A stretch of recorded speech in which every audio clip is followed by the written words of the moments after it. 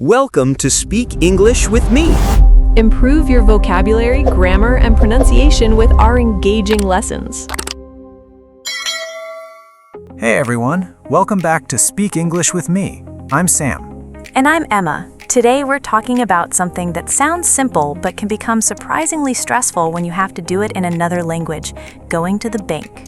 A bank can be one of those places where you suddenly realize how different classroom English is from real-life English. You can study English for years, feel comfortable talking about your hobbies, your family, and your plans, and then you walk into a bank and someone asks one simple question and your mind goes blank. That happened to me once when I was traveling. I needed to solve a problem with my account, and I had already planned what I was going to say. And then? The person at the counter said, "How can I help you?" And I forgot my whole speech. I just said, "I need bank help." Wait, really? Yes, it sounded terrible. I totally get that though. When we feel nervous, we often use very short sentences because we're trying to survive the moment. That's why today's phrases are useful. They give you natural sentences you can keep ready in your mind. And we're not going to teach them like a list from a textbook. We're going to imagine real situations, hear how the phrases fit into conversations, and look at what you can say when something unexpected happens. So if you're learning English for work, travel, study, or everyday life, stay with us. And if you enjoy learning English through natural conversations, make sure you subscribe to Speak English with me, because we have new conversations to help you build useful English for real situations. Let's start with something simple. You walk into a bank, look around, and aren't sure where to go. Maybe there are different counters, a waiting area, and signs you don't fully understand. You see an employee and want to ask for help. What do you say? A very natural phrase is, "Could you help me with something?" I like that because it's polite, but it doesn't sound too formal. Right. You can say, "Could you help me with something?" The employee might reply, "Sure. What do you need help with?" Then you can explain, "I'd like to open a bank account." That's another useful phrase. I'd like to open a bank account. Notice how natural "I'd like to" sounds when you're making a request. You could say, "I want to open a bank account," and people would understand you. But "I'd like to open a bank account" sounds a little more polite in a bank. You can make it more specific.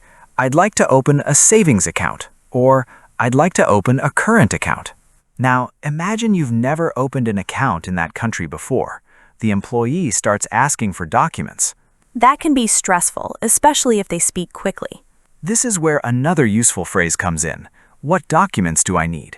Simple, clear, and practical. You could ask, "What documents do I need to open an account?" Or, "What documents do I need for this application?" And if you don't understand the name of a document, don't pretend you understand. That's important. Some learners smile, nod, and say yes because they feel embarrassed. I've done that. Me too. Then 5 minutes later, you're holding a piece of paper and thinking, what am I supposed to do with this? A better option is to ask, "Could you explain what this document is for?" That's a very useful sentence. It's polite and it gives the employee a chance to explain.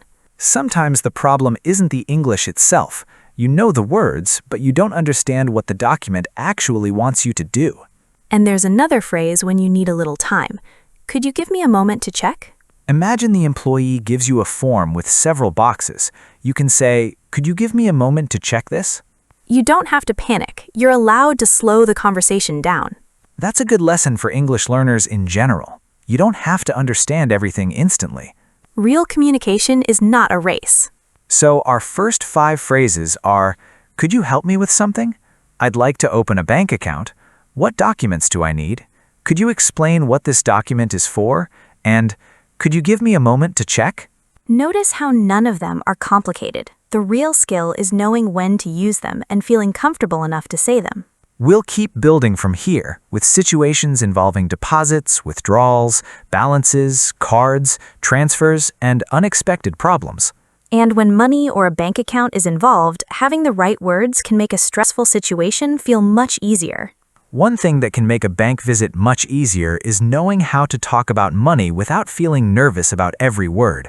For example, once your account is open, you may need to put money into it, take money out, or simply find out how much money you have available. And these are situations where a few natural phrases can save you from a lot of confusion. Let's imagine you're standing at the counter with some cash in your hand and you want to put it into your account. You could say, I'd like to make a deposit. That's phrase number 6. A deposit is money that you put into your bank account. So if you have some cash and want the bank to add it to your account, you can say, I'd like to make a deposit. You can also be more specific. I'd like to deposit $500 into my account. Yes, and there's a small difference between the two forms. I'd like to make a deposit talks about the banking action, while I'd like to deposit $500 focuses on the amount of money you're putting into the account. I like that distinction because sometimes learners know the word deposit but aren't sure how to put it into a sentence. And the same thing happens with withdraw. If you need to take money out of your account, you can say, I'd like to make a withdrawal. Or you could say, I'd like to withdraw some money. That's phrase number 7. Imagine you need cash because you're going on a trip tomorrow. You could say, I'd like to withdraw $300, please. What if the bank employee asks, how much would you like to withdraw? That's a very common question. You simply give the amount. I'd like to withdraw $300. There's something interesting about these phrases. They sound formal when we look at them on paper, but in a bank, they feel completely normal. Yes, and you don't need to make your sentence longer just to sound intelligent. Clear English is usually better. If you need money, say what you need. Now, let's say you're not sure how much money is in your account. Maybe you made several payments during the week and you've lost track. Then phrase number 8 is very useful. Could you tell me my account balance? That means you want to know how much money is currently in your account. You might also hear, what's my current balance? That's a shorter, more casual version. And if you're using an ATM, you might see the word balance on the screen. Don't let that word confuse you. Your balance is simply the amount of money available in your account. Although there is one important detail, your balance and the amount of money you can spend may not always be the same. Right. You might have a payment that hasn't been processed yet, or some money might be temporarily unavailable. Which brings us to phrase number 9, is this money available yet? That's a great phrase when you've recently deposited money or received a transfer. Imagine your friend sent you a large payment yesterday, but you still can't use it. You could ask the employee, is this money available yet? Or, when will the money be available? Exactly. You can use that second question when you need a specific time frame. When will the money be available is also useful after depositing a check or receiving certain types of transfers. And this is where I think bank English becomes interesting, because sometimes the issue isn't whether the money arrived, it's whether you're allowed to use it yet. That difference can be really important. Definitely. You might see money in your account and think, great, I can use it. Then you try to make a payment and discover that the money is still being processed. That happened to someone I know. He received his salary, saw the amount in his account, and immediately tried to pay a bill. The payment failed. Oh no! He was confused because he thought, but the money is there. And that's why asking a clear question can prevent a lot of frustration. You could say, why isn't this money available yet? That sounds much better than just saying, where is my money? Yes, because where is my money can sound angry even when you're simply confused. And sometimes you are angry. Of course, but being clear and polite usually gets you a better conversation. Before we move on, let's give listeners a quick situation.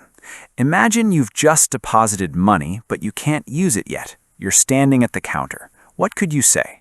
You could say, I made a deposit yesterday, but the money isn't available yet. Could you tell me when I'll be able to use it? That's a longer sentence, but it sounds very natural. And don't be afraid of longer sentences. If the situation needs an explanation, a longer sentence can actually make communication easier because you're giving the other person the information they need. That's a good point. Sometimes learners think simple English means every sentence should be very short. But real English doesn't work that way. You can start with a simple sentence and then add information when you need to. So far, we've talked about making a deposit, making a withdrawal, checking your balance, asking whether money is available, and asking when it will become available. And I want to ask you something. Have you ever had a confusing experience at a bank because you didn't know the right English phrase to use? Maybe you were trying to explain a problem, ask about your money, or understand what a bank employee was saying? Tell us about it in the comments. Your experience might help another English learner who is dealing with the same situation. I love that question because bank experiences can be very different from country to country. The words may change, the process may change, but the need to communicate clearly is the same.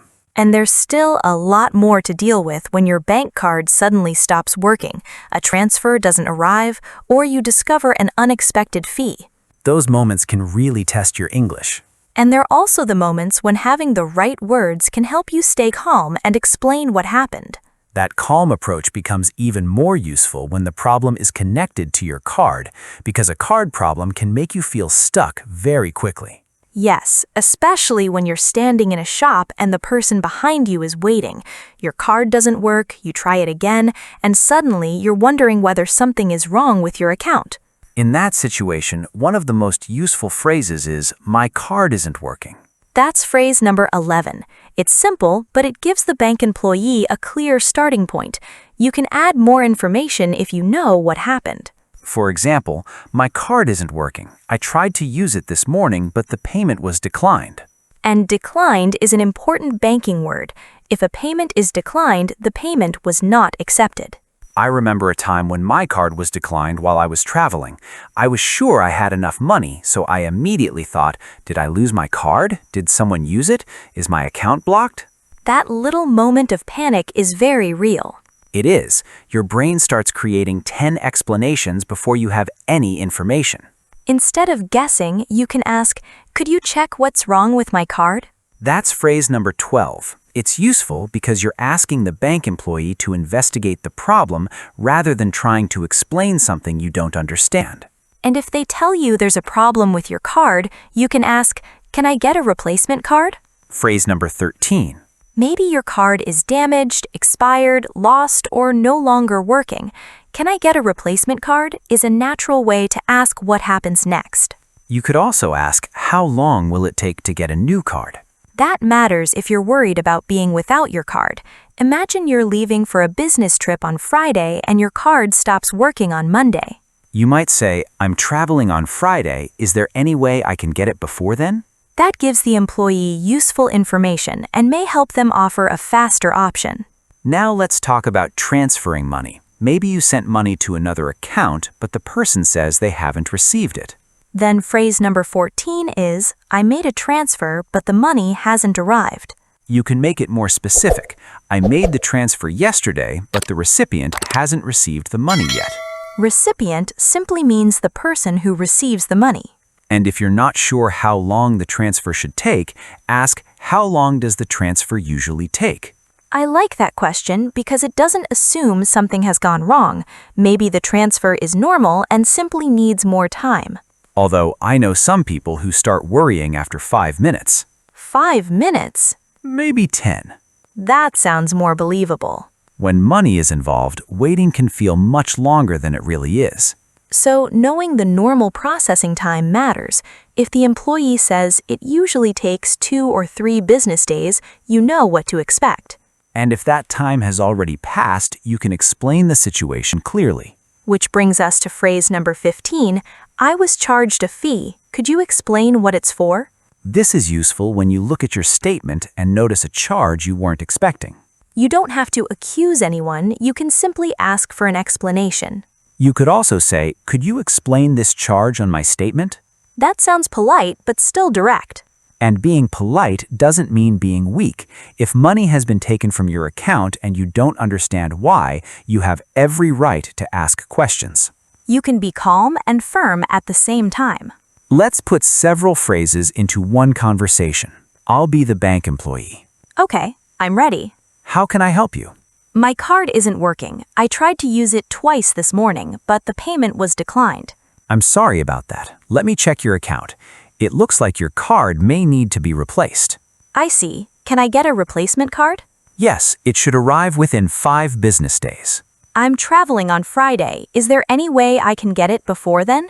Let me check whether we have an express delivery option. See? That conversation contains several useful phrases, but it doesn't sound like a lesson. It sounds like something that could actually happen. And that's the goal. You don't need to memorize a speech. You need a few reliable sentences that you can adapt when the situation changes. Because real conversations rarely follow the perfect example you prepared at home. Someone asks an unexpected question, you need to explain something, or you realize you misunderstood a detail. When that happens, take a breath, use the English you know, and ask for clarification when you need it. There's no prize for pretending you understand.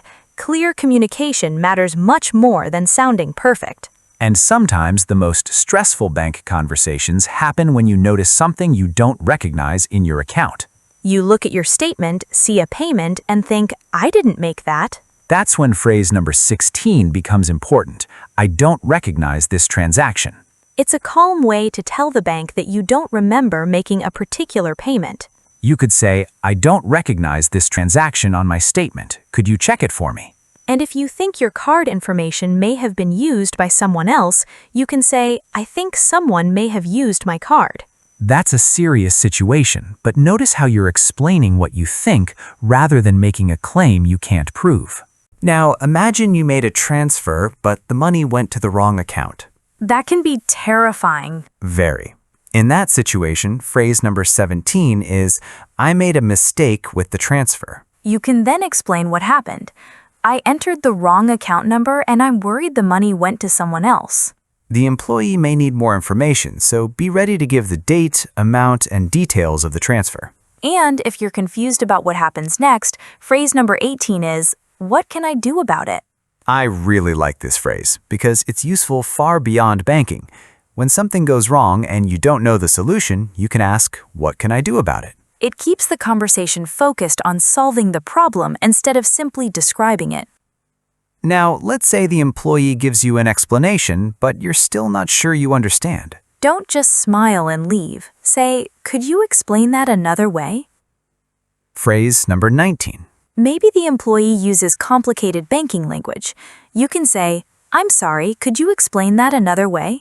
That sentence is especially useful for English learners because it gives you permission to ask for simpler language. And our final phrase is one I think everyone should remember. Could you tell me what I need to do next? Phrase number 20. You can use it after almost any banking problem. You've explained the situation, the employee has checked your account, and now you need to know your next step.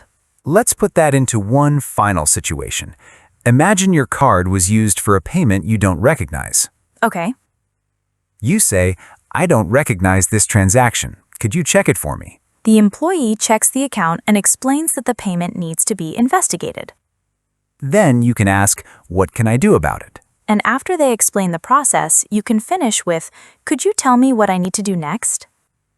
That's a powerful little conversation because you don't need complicated English. You need clear English in the right order. Let's do a quick word tour before we finish.